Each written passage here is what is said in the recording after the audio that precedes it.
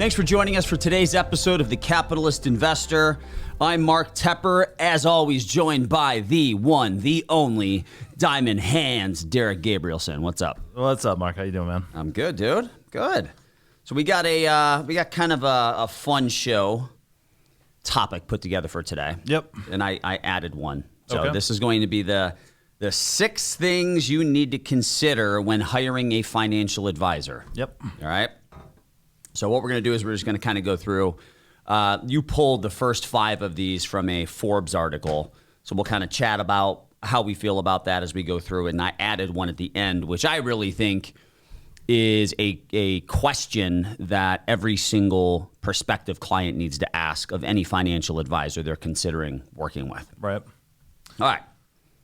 So number 1, decide what part of your financial life you need help with. Mm-hmm. Where should you start when you're looking for a financial advisor, right? I usually like to start at the beginning. So figuring out what you need is really kind of the critical first step, because you probably hear this a lot. Everyone's financial situation is different, but it happens to also be true. So someone who is approaching retirement is going to have different planning needs than someone who is 31 years old. You may not need a comprehensive financial plan, depending on where you are in what stage of your life you're in. Right. So, you may have a concern about your investment portfolio, and maybe you have come to realize, I'm too busy.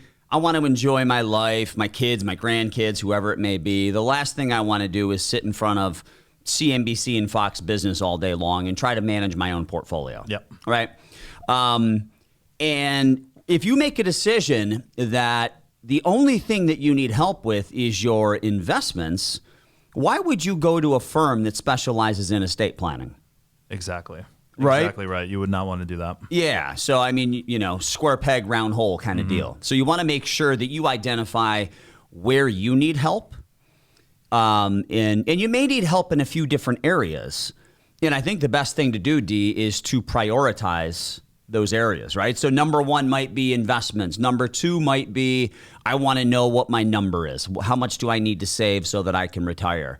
Number 3 might be life insurance if you're younger, right? And you kind of prioritize those as 1, 2, 3, and you use that to find a firm that kind of aligns with those priorities. Yeah, absolutely right. We're doing the show today because we want to help educate people, right? We understand that we're not going to be a perfect fit for absolutely everyone who is out there. Right.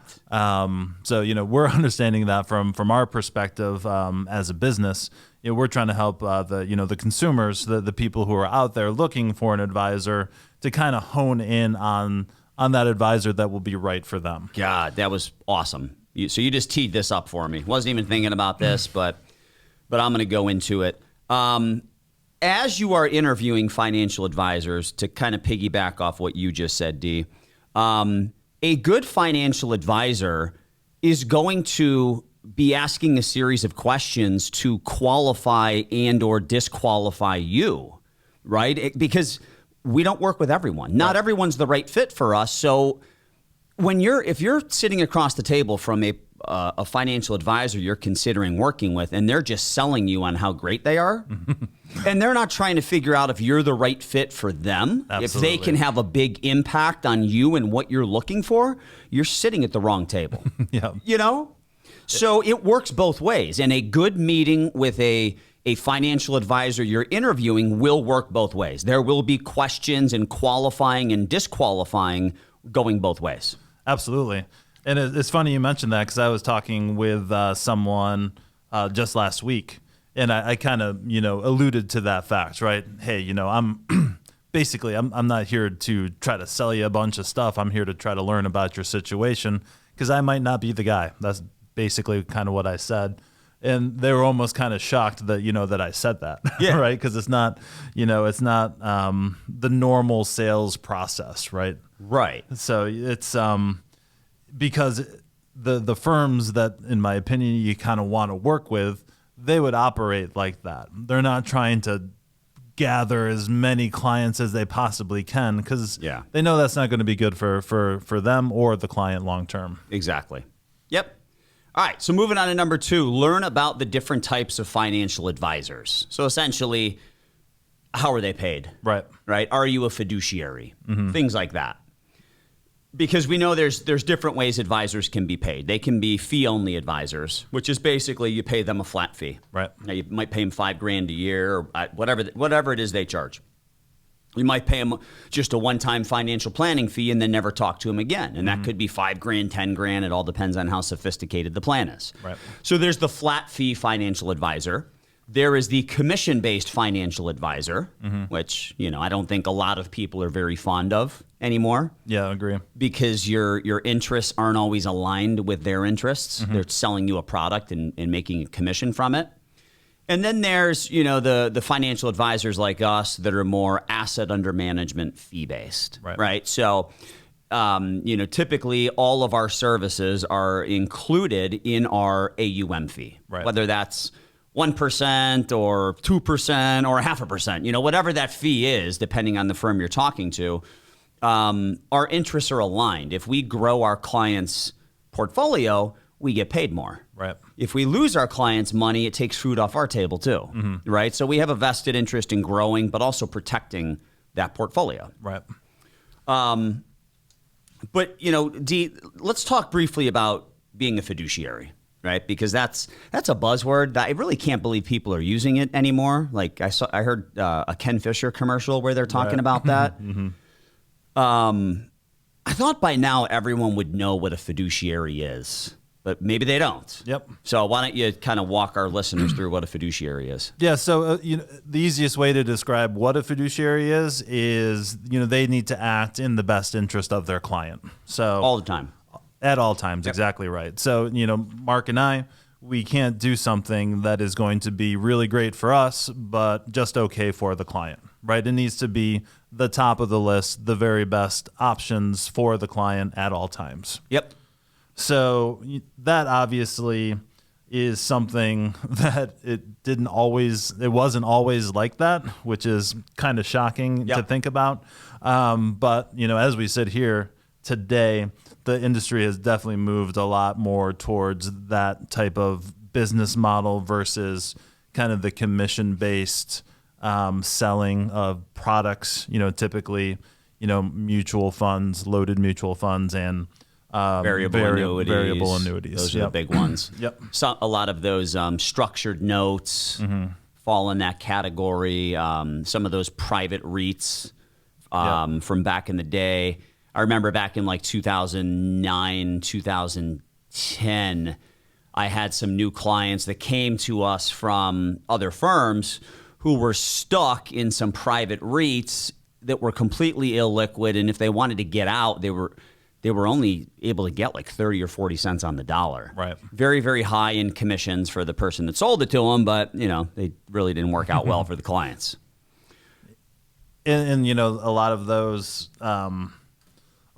types of products, they weren't even. You couldn't even get your money out of that investment company. A lot of times they were getting offers like letters in the mail, like, hey, we'll buy you out of this investment for 30 cents on the dollar. Yeah. So yeah, that's exactly how it worked. It was a third party. Right. Hey, we're willing to take on that thing and wait to get paid. If you want your money, here's 30 cents. Right. That's not a good deal. No. Number 3, choose which financial advisor services you want. Investments, pay off your credit cards, budgeting, insurance, tax planning, retirement planning, estate planning, college planning, the list goes on and on. But, we kind of already talked about this, Dee. The best financial advisors listen to you and they solve your problems. Right. So remember the saying, don't paint seagulls in your prospect's picture?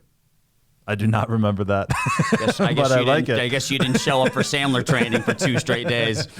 All right, so if your prospect has a painting, the last thing you want to do is take your prospect's painting and all of a sudden paint a seagull in it that doesn't belong. Okay, yeah, I got you now. All right, good. We're on the same page.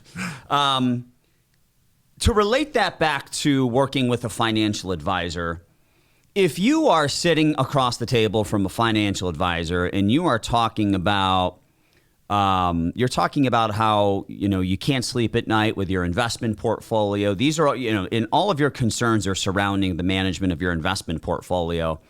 And the financial advisor that you're talking to continues to beat the drum on life insurance, disability insurance, long-term care insurance. And it almost seems like, you're wondering, like, is this person even listening to me? If that's the case, run away as fast as you can. They're not listening. They are trying to sell you what they do. They are not listening to your problems and trying to solve your problems. And it's important, as you're sitting across the table from that financial advisor, to know exactly what you want from that financial advisor. And it's important for you to listen and pay attention to the way the conversation goes. Mm-hmm. Because if they keep shifting gears into their own agenda, I don't think you should work with that person. I completely agree. Absolutely. Because like we said at the beginning of this episode, everyone's different, right? And you go to a professional to, like you said, help solve your problems. Yes. So if they're not actually listening to those problems to figure out exactly what steps you should take to become more successful, to have a better retirement plan, then it's probably not a good fit for you. Exactly. And not all people who are out there making commissions are necessarily, trying to mislead anyone or anything like that. All I'm trying to say is that those particular things that they sell may not necessarily be the perfect fit for your situation. And let me take it a step further, D. There are fiduciaries who don't sell any products at all. They are fee-based advisors who don't listen. You don't want to work with a financial advisor who doesn't listen. Right. Again, you come in saying, I need help with my investments, and then they look at you and they say, all of that's fine and great, but at the end of the day, tax planning is what's most important. Right. Dude, you're not listening. Like, you've got your own agenda that you're trying to shove down my throat. I'm out. Right. Like, I got to leave. You're not the right fit for me. So it's not just the product salespeople. And so I guess this kind of goes back to, we talked about fiduciary in number 1 or number 2, whichever one we talked about that. Yep, number 2. Just because someone's a fiduciary does not mean they're the right fit for you. Exactly. A lot of financial advisors like to fall back on that as if it's like God's gift to those people who are looking for financial advisors. Right. But I'm a fiduciary. Mic drop. It's not that great. I mean, yes, you want to work with a fiduciary, but you also want to work with a fiduciary who listens to you, who understands your problems and your concerns, who understands your strengths, and who is there to help to fill that gap, and who is there and understands what their priorities are as it relates to working with you to optimize your financial situation. Absolutely. That's what you're looking for. Absolutely. Just because you're a fiduciary, it doesn't mean anything. Yeah, it in and of itself is not a credential. No, it's not. It's actually not a credential at all. In fact, it's not allowed to put it out there as a credential, Right. There's rules against that too. So yeah, Mark, that's just a really great point. And, in your example, you mentioned tax planning, right? The fiduciary who's just pushing tax planning. You might not even need any tax planning based on your situation. Your tax planning may be okay as it is. That's really the difference between someone who is listening and someone who is not listening. Right. Right. Listen to what that person is saying to you. Use your expert abilities, if you will, to kind of process that, and then give them your recommendations based on what you heard them say. When I'm talking with a prospective client, there are times where, I think some people may feel like it's an awkward moment of silence, but in actuality, I'm sitting there, I'm kind of scratching my head, I'm thinking, I'm thinking like, do I potentially have a solution for this person's problem? Right. Because if I don't, I'm going to tell you, and I'm going to wish you the best of luck. And maybe I can refer you to someone else who's going to be better suited at fixing that problem. But I'm always sitting there coming at it from the perspective of, what is this person's problem? And am I the right fit to solve that problem? Right. And you can feel that in an interview. You can feel that in a meeting. Right. You can also feel when they're trying to push their own agenda on you. And in those situations, you got to run in the opposite direction. Yep. Right? No doubt. All right. Number 4, decide how much you can pay for your financial advisor, or, the go-to question, what's your fee? Right. Right? Love that question. Love it. Classic. So, look, man, I don't think we need to spend too much time on this one. I'm just going to say the average fee roundabout is 1% per year. If you have less money, it might be higher. If you have more money, it might be lower. But let's just put a stake in the ground and say it's 1% per year. Right. Okay.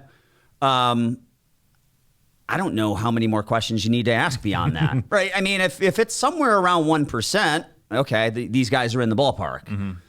If they're charging you 3%, I would then want to know why. Right. Why are you so much? And they might be worth it. They might be worth it. Like us, as an example, our asset under management fee is not just to pay for the management of your portfolio. Right. It's all inclusive. It also includes your estate planning, your tax planning, your tax preparation. Like, it's all your financial planning. It's all inclusive. Right. So we don't charge 3%, but if we did, and we then said, well, here's why, now you have a valid decision that you need to make, right? It's a reasonable decision. So 1% is not 1%, is not 1%, is not 1%. They're different. You need to know not really just what your fee is, but, okay, what am I getting in exchange for that fee? Absolutely. Because if it's around 1%, that's fine. That's industry average. Yep. And it's talking about knowing what you need, right? And doing a little research to try to figure that out. Maybe, like we said up top, not everyone needs all those services, right? Yeah. So again, I've had meetings where I've gone through all these questions. They're very, very, very fee conscious. Maybe they're younger and don't need a lot of this other stuff. We talk about someone like Vanguard, right? Who is going to be more of a passive manager. Yep. Might be part of an overall package. Hey, I'm a moderately aggressive investor, and you're going to pay a small fee for them to kind of turn over your portfolio every quarter. That may be perfectly fine and all some people need, right? Yeah. But that fee compared to a fee of someone like what we do is not an apples to apples comparison. Correct. Absolutely. So, just kind of understand the job description that's attached to that fee. Yeah. All right. So continuing to move on. Number 5, research financial advisors. And there's a number of ways you can research financial advisors. You can go to the CFP websites. You can go and look up and see if they have any disclosures on broker check. If they do, I probably wouldn't work with them. It'd be tough for them to even have a relationship with a custodian if you have a disclosure. So a disclosure means you did something wrong and you had to put it on your ADV or on your FINRA broker check thing. But look, I think the best thing to do to research financial advisors is to ask your financial advisor for a CV or a resume. Now, I remember when I first started in this business, I had someone ask me that, and I'm like, no, I don't have a resume. I'm not looking for a job, right? But, you are trying, all right. So when a prospect comes in to meet with me, I'm not trying to earn their business. Let's be crystal clear. Right. As I've already said 27 times throughout this show, I am there to figure out what their problems are and whether or not I am the right fit to solve that problem. I'm not trying to earn their business. Right. Okay. I want to figure out if I'm the right guy. That's it. And I think that's the very noble, high integrity, honest way of doing business. Right. Okay. But you and I both know, and all the advisors at our firm, we have developed a one-page bio sheet, which is essentially our resume.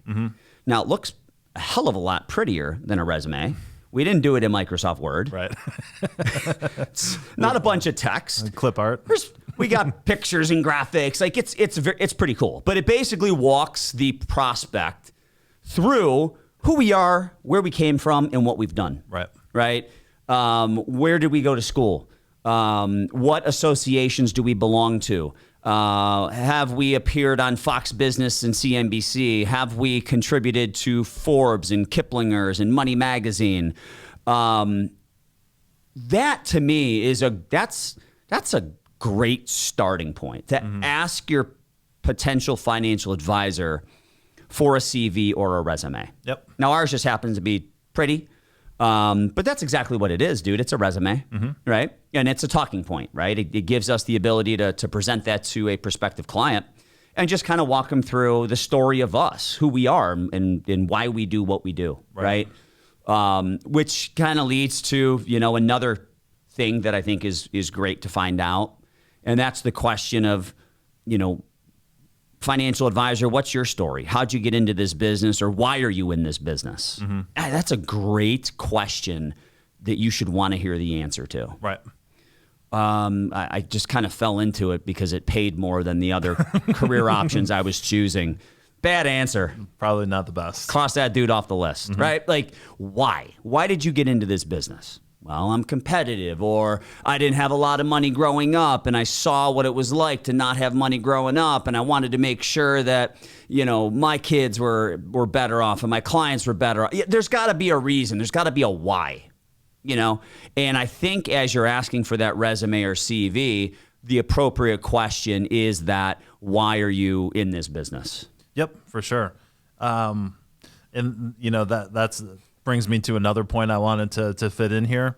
Hopefully I'm not stealing some of your thunder, but in those conversations, you also have to have kind of a good gut feeling about someone, right? Yeah. That I think is kind of a good rule when making any decisions, is to, get the facts, talk to the people, but hopefully when you're having those conversations with a potential financial advisor, hopefully you're getting a good vibe from that person. Hey, I could work well with that person. Hey, we have similar personalities or similar values, whatever it may be.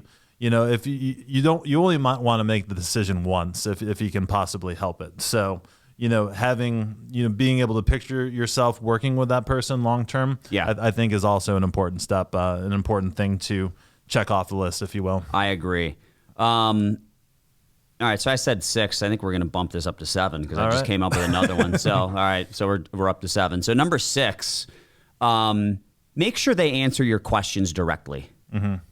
We used to have an advisor here. You know who he is. I'm not going to name names, but I don't think he ever answered any question directly. It was a circular argument with him. He would just talk in circles and talk in circles and talk in circles, and eventually the people forgot what they asked. Right. Don't fall victim to that. Like, you got to see through that, people. You got to see through that. Like, if someone asks you a question, they might say, like, all right, hey, you're on page 10. I'm still on page 5. I'll get there. Make sure they eventually get there, though. Right. Make sure they do get to page 10 and they answer your question. What you can't allow to happen is for them to go, well, hey, anyways, this and that and this and that and this, blah, blah, blah, blah, blah, and then they never answer your question and you forget it. Right. You got to see through that. That is not someone you should feel comfortable working with in the long run. Right. Because they're going to be in charge of your money. And when you ask them about a poor performance in a given year and then they talk in circles, you're not going to be very happy with that. Right. All right. So make sure they answer your questions directly. Number 7. This is probably one of my favorite questions other than the why are you in this business. Number 7, you should ask any prospective financial advisor you are interviewing, what makes you different from your competition? If their answer is weak, they are a commodity. There's nothing special about them. You might as well keep looking. Right. You might as well keep looking until you find someone who can articulate their value prop, who can articulate what makes them different from their competition, and see if it strikes a nerve with you. Right? Absolutely. Yeah, like I just said, trusting your gut. But that is, if you don't have a value prop, your value prop could potentially be price, right? Hey, we're doing the same thing as everyone else, but we're, 10 basis points lower in our fee, right? Yeah. Because there is a lot of people out there. We talked about the fee, what's your fee? That is really their only argument. Yeah. We're inexpensive, Okay. Well, you have to get down a couple levels to see if inexpensive translates to good for you. Right. So if you don't have, if the person that you're interviewing doesn't have a good value prop that kind of comes naturally through the flow of conversation, that could potentially be a red flag. Yeah. Because I know if I'm just walking down the street and I bump into Mark Tepper and I say, hey, what makes you guys different than everyone else? I know Mark's going to have a pretty good answer for that, right? Exactly. Because I believe in what we do. Right. I believe we're different. Mm-hmm. In my heart of hearts, I know we are different. You mentioned, a lot of the people out there they're doing all the same stuff. And if they want to win the business, they got to compete on price. Right. That's a loser's game. Mm-hmm. I'm going to jump out on a limb here. I'm going to say that 90% of our competition falls into that camp. Mm-hmm. 90%. That's a good number. They all do the same thing. Then you've got a small select group of maybe 10% of the firms out there where they literally do something a little different. Mm-hmm. Or maybe something really, really different that really hits home with you, that really, where you can look at it and say, man, and maybe it's just their value system. Mm-hmm. Maybe you just understand, one of the things that we'll explain when we talk about our investment process is, we've got 4 CFAs on the team. We've got 2 CMTs on the team. The CFAs are expensive people. It's a lot of money going towards human capital to make sure we've got the smartest people managing our portfolios. We've got 5 Bloomberg terminals, which are $25,000 a year each. We buy investment research from all these different resources. We do all this stuff. Right. And even though we do all that stuff, we cannot guarantee that we are going to have better performance than our competition. Right. But what we can guarantee is that nobody's going to outwork us. Nobody. Nobody's going to try harder to win for their clients than us. Nobody. Absolutely. And for some people, that's going to resonate with them. They're going to say, man, these guys are hard workers. My father growing up, he had dirt on his clothes every day. I value that. I appreciate that. So, that's an example of something where it's just their values are aligned with yours, Other things are, we're a one-stop shop, right? So we do everything under one roof. We have the in-house CPA, the in-house attorney. So we've got a lot of differentiators that I'm very, very proud of. And if you're proud of how your firm is different, you will be able to easily and effectively articulate that. Mm-hmm. If you don't know how you're different from your competition, you talk in circles, right? Yep. Well, you just proved my point right there. You didn't know I was going to ask you that, and you nailed it. Boom. Hey, nice job. Mic drop. All right, man. So that wraps up today's show. As always, if you have any questions, info@swpconnect.com. Make sure you hit the subscribe button. Tell your friends about us. I haven't even looked at our stats lately, but we do want to make sure we continue to grow our audience. It is really one of the best ways that we can continue to provide good advice and just have good conversations. Sometimes these shows aren't even about advice. They're just conversations. Yeah. Conversations that need to be had given whatever's going on at that point in time. And for all of our listeners, I just want to let you know, this is not meant to be a one-way relationship, where it's a one-way conversation. We want to hear back from you. If you have questions, if you have topics you want us to cover, email us, info@swpconnect.com. We want to hear what you want to talk about. Let's open up the conversation. Let's make this better. Maybe we need to roll out a capitalist investor Twitter account or something like that to facilitate the conversations a little better. Mm-hmm. Chris, maybe you got to help us out with that, bud. But maybe that's a good way for us to get the two-way relationship or communication opened up a little easier. Yeah, because towards the beginning we got several emails and we used at least a couple of those topics for shows. Yep. Also, 5-star reviews. You write that 5-star review, you screenshot it, send it over to us. We'll send you some swag.